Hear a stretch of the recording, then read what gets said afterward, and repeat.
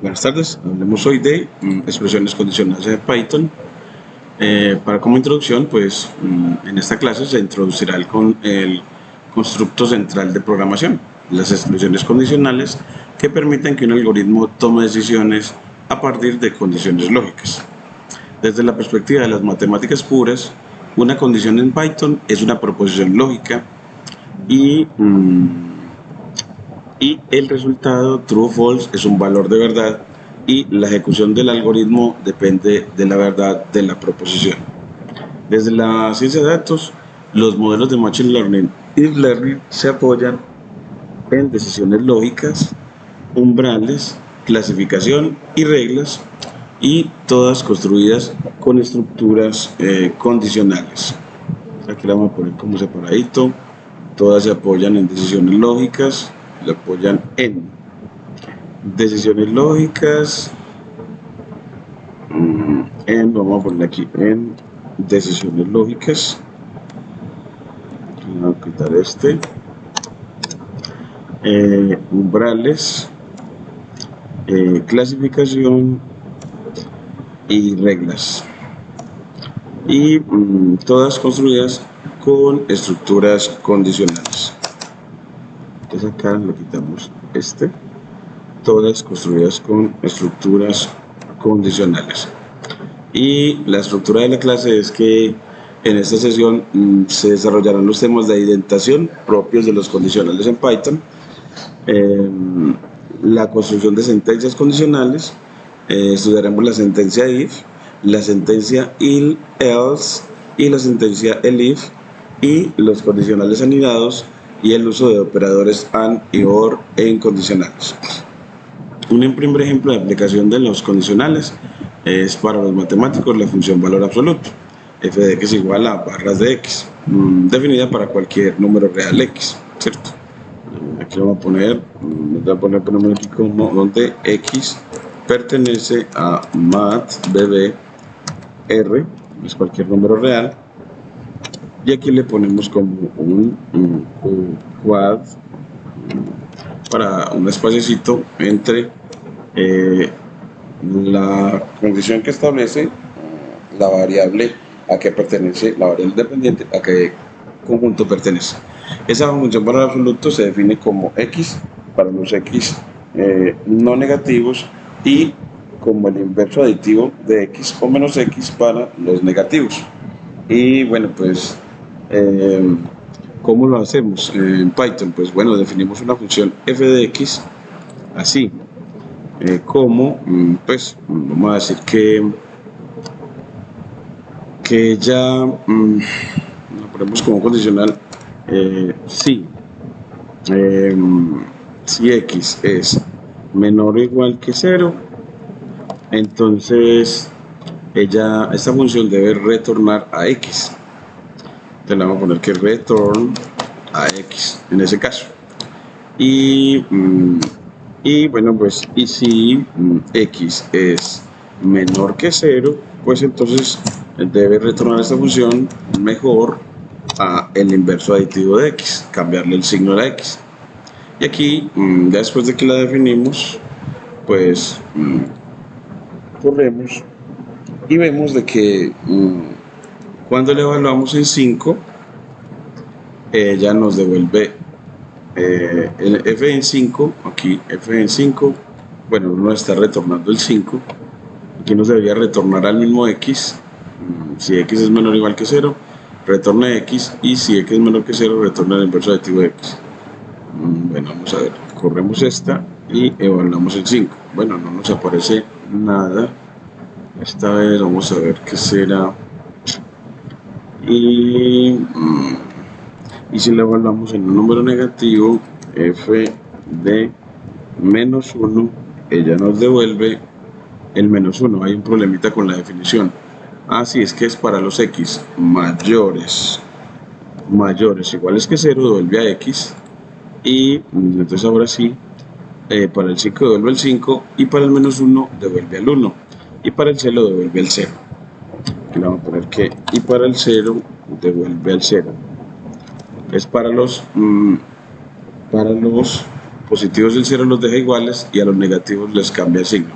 Esa es una manera de aplicar condicionales, y que los condicionales aquí escribir si se escribe con la sentencia if. Aquí utilizamos entonces dos if. Entonces él va primero a revisar esta sentencia y luego esta otra. Y ya la tarea es que define la función signo, que aquí se la voy a dejar definida en lenguaje LaTeX. Entonces aquí le vamos a pedir que defíneme en lenguaje LaTeX a la función signo.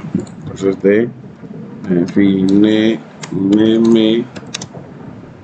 bueno, pues aquí le vamos a poner un nuevo chat.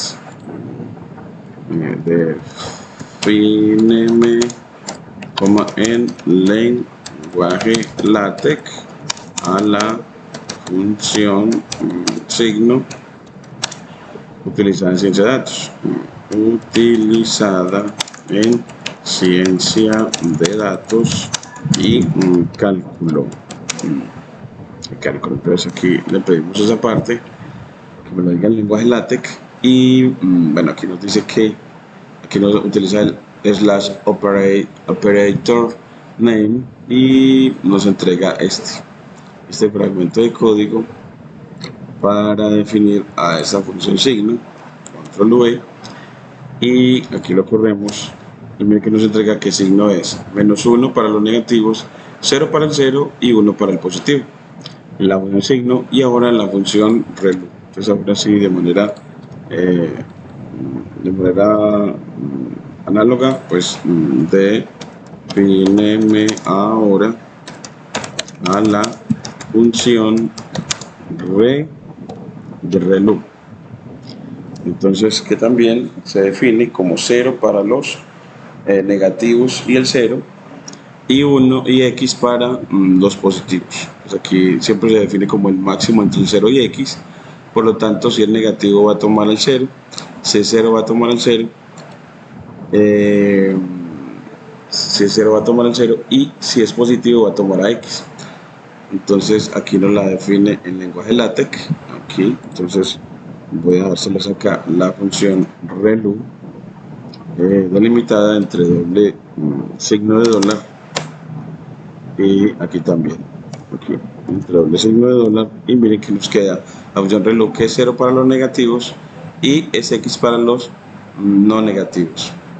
Y ya los objetivos de aprendizaje es que al finalizar la clase el estudiante sea capaz de interpretar condicionales como proposiciones en lógica matemática y escribir estructuras if, if, else y el if en Python, y construir decisiones jerárquicas mediante condicionales anidados, y modelar reglas matemáticas usando operadores lógicos, y comprender el papel de los condicionales en algoritmos de ciencia de datos y clasificación. Hasta ahí tenemos esta presentación.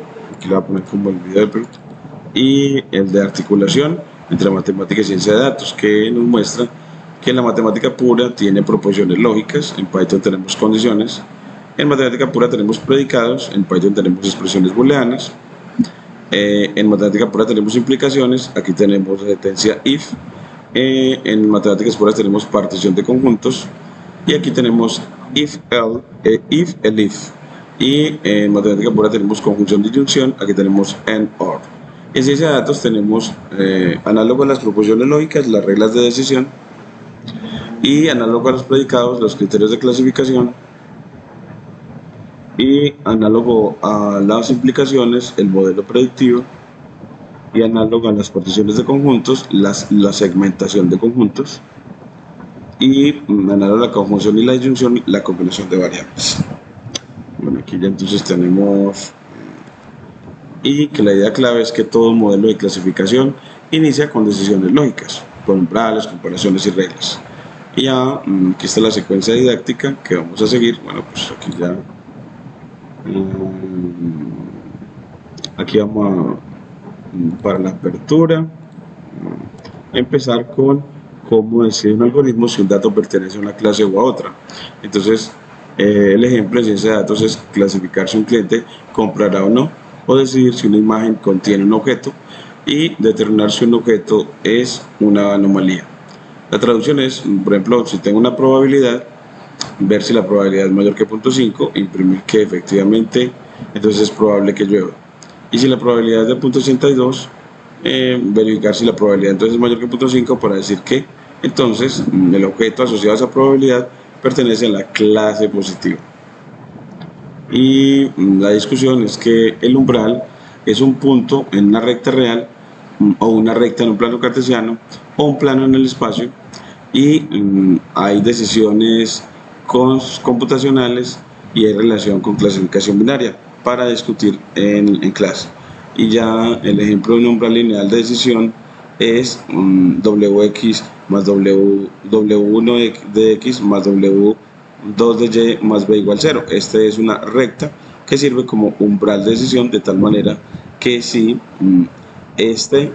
si esta suma es positiva, entonces diremos que hay alguien que pertenece a la clase positiva, y si esa suma es negativa, entonces diremos que el objeto que la cumpla pertenece a la clase negativa.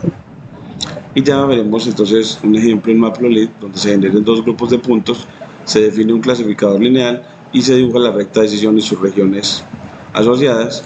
Y aquí entonces nos muestran que yo puedo tener un umbral de decisión, el rojo, para decidir si un punto o dato al estar por encima entonces pertenece a la clase positiva, y al estar por debajo entonces pertenece a la clase negativa. Entonces la recta se convierte en un umbral de decisión. Entonces si está por encima pertenece a la clase positiva, y si está por debajo pertenece a la clase negativa. Es por eso que van las condicionales en ciencia de datos. La interpretación geométrica entonces que la recta es la frontera de decisión, divide el plano en dos semiplanos y cada semiplano corresponde a una clase distinta. Este modelo es la base del perceptrón, la regresión logística y las máquinas de soporte vectorial lineales o SVM lineales. Geométricamente, un vector W es perpendicular a la recta y determina la dirección de separación de las clases. Entonces aquí ya tenemos esa parte, y ya vamos en el próximo video a hablar sobre la identación, el desarrollo de la clase desde identación. Muchas gracias.